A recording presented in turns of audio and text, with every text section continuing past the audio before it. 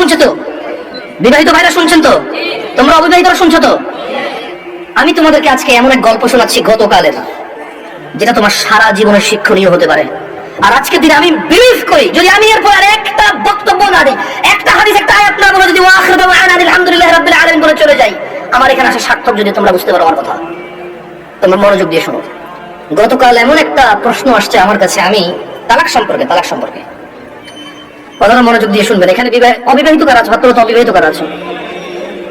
ঠিক আছে। আর হাসার কি, যে এই বাঙালি যেটাই কই এটা হাসে, কি দুনিয়াটা কৌতুক করে যায়।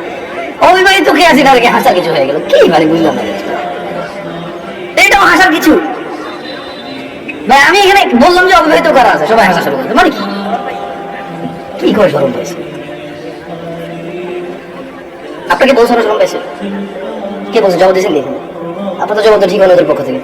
ওরা তো বলে ওরা শরম পাইছে, ওদের কাছে মনে হচ্ছে হুজুর এখন কৌতুক করবে। বিবাহিত যারা আছে হাত ধরো তো। মাশাআল্লাহ, তোমাকে বসেন। তো আমি তেমন কখনো ব্যক্তিগত বিষয়ে তেমন বলি না মাহফিলে, এটা আপনারা অনেকে হয়তো জানেন যারা আমাকে চেনেন। গতকাল আমার কাছে এক প্রশ্ন আসলো তালাক বিষয়ে। আমি বেশিরভাগ সময় অ্যাভয়েড করি তালাক বিষয়ে প্রশ্ন। এমনিতে আমি নর্মালি কোনোদিন কোনো ফতোয়া দিই না। যখন নতুন বাংলাদেশে আসছিলাম আমি সৌদি আরব থেকে, তো আর অনেক ছোট ছিলাম, রক্ত অনেক গরম ছিল, তখন আমি বিদআত শিরক এগুলো নিয়ে প্রায় ফতোয়া দিতাম, আর অনেক ভেজাল লাগতো, সত্যি কথা। আল্লাহ আমাকে আশ্রয় দিয়েছে। এখন আমার উস্তাদরা বড়রা যারা আছে তারা আমাকে বললো যে জামশেদ তুমি ফতোয়া দিও না, কোরআন সুন্নাহ থেকে মানুষকে তুমি আহ্বান করো, ভালোর দিকে ডাকো, মন্দের দিকে নিষেধ করো, আল্লাহ তোমাকে যতটুকু তৌফিক দিয়েছে। ফতোয়া অনেক বিস্তর বিষয়, অনেক সিচুয়েশনের উপরে ফতোয়া চেঞ্জ হয়। দেখা যায় একই বিষয়, মানে সাবজেক্ট এক, পরিস্থিতিতে দুই রকম অ্যান্সার হয়। তো তোমার এখন সেই প্রজ্ঞা যদি না হয় তুমি দিও, আর প্রজ্ঞা বলে দিও।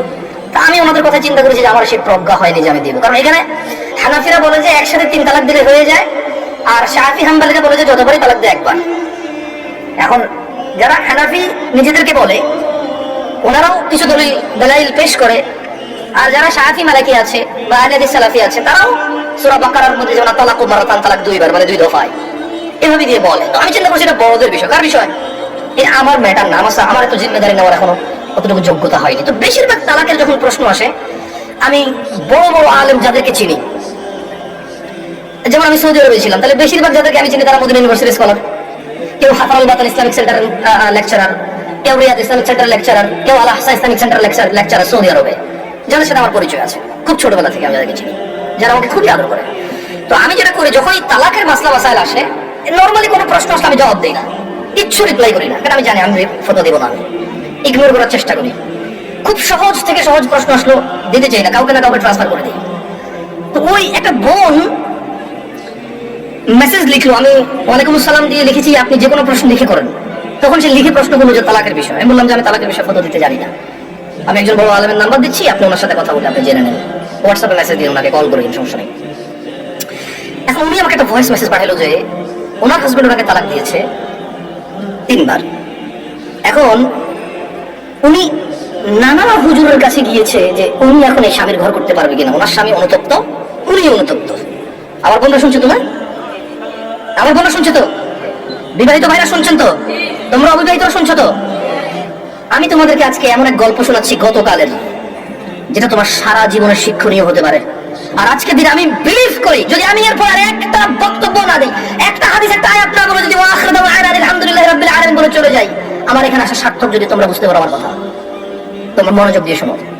তো বললো যে আমি বেশ কিছু হুজুরের কাছে যতটুকু আমি আমাকে বলেছে যে আমি আহমদুল্লাহ হুজুরকে মেসেজ করেছি, উনি রিপ্লাই করেনি, আমি আজারি হুজুরকে মেসেজ করেছি, রিপ্লাই করেনি, আমি আব্দুর রাজ্জাক বিন ইউসুফ হুজুরকে মেসেজ করেছি, উনি রিপ্লাই করেনি, আমি কুয়াকাটা হুজুরকে মেসেজ করেছি, রিপ্লাই করেনি, আপনি জামশেদ মজুমদারের ফেসবুকে মেসেজ করেছি, রিপ্লাই করেননি, এর মধ্যে কেউ রিপ্লাই দেয়নি। আপনি আমাকে ওয়ালাইকুম আসসালাম রিপ্লাই দিয়েছেন হোয়াটসঅ্যাপে মেসেজ দেওয়াতে। আমাকে একজন হুজুর বলল আমি আমার স্বামীর সাথে থাকতে পারবো একটা হারাম কাজের মাধ্যমে। কি কাজের মাধ্যমে? হারাম কাজের মাধ্যমে। আমি চিন্তা করলাম, হুজুর যদি বলে হারাম কাজের মাধ্যমে থাকতে পারে, তাহলে হুজুর নিজে তো এটাকে হারাম বলছে, জিনিসটা কি? তখন আমি বোনকে আর সাহস করে কিছু না বলে আমি শেখ মুস্তাফিজুর রহমান বিন আব্দুল আজিজ আল মাদানী হাফিজাহুল্লাহ, উনি সৌদি আরবে হাফারুল বাতান ইসলামিক সেন্টারে ছিল, খুব আদর করে আমাকে। আমি বললাম যে আমি একজন বড় আলেমের নাম্বার দিচ্ছি, আপনি ওনাকে কল দিয়ে আপনার মাসলাটা জেনে নেন, আমাকে আপনার পুরো কথা খুলে বলার দরকার নাই, আপনি ওনার সাথে ডিসকাস করেন।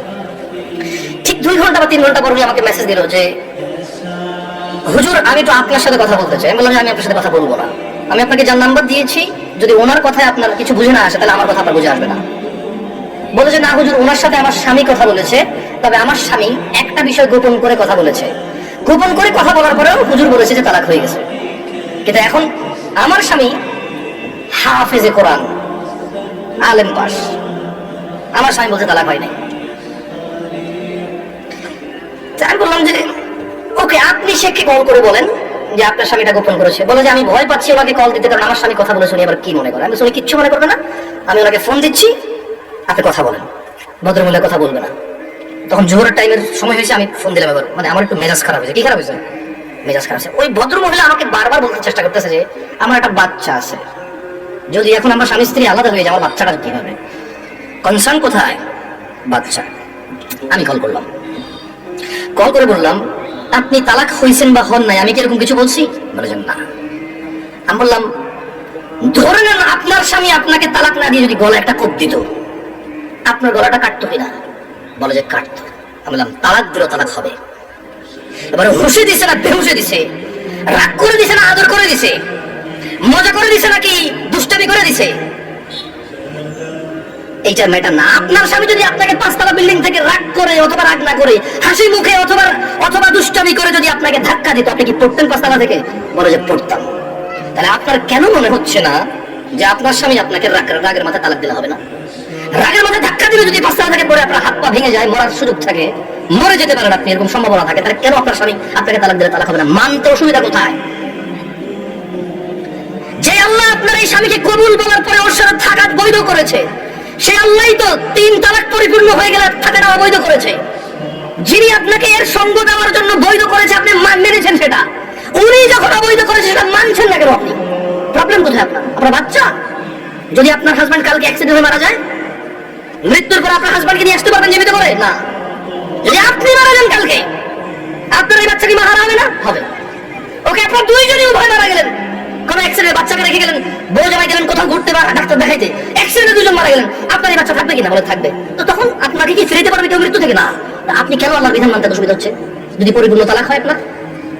আমি বললাম সে কি প্রশ্ন করেছে? বলে যে ও আমাকে বিয়ের পরে, মেয়ের বয়স মাত্র 18 বছর। বললাম ভাই আমি কথা বলতাম না, আমাকে ভয়েসে বলেছে যে ভাই আমার বয়স মাত্র 18, একটা বাচ্চা আছে, আমার স্বামী খুব বদমেজাজি, আমাকে তালাক দিয়েছে, এখন ও অনুতপ্ত থাকতে চাই। কত বছর বয়স মেয়ের? শুধু 18, একটা বাচ্চা মা। যে বাচ্চা, ওই বাচ্চার বয়স আমাকে বলেছে যে 3 মাস বা 3 বছর, আমার সঠিক মনে নাই, এরকম কিছু বলেছে। আমি বললাম আপনি কি মানে নিজে নিজে পছন্দ করে বিয়ে করেছেন নাকি বাবা মা পছন্দ করে বিয়ে দিয়েছে?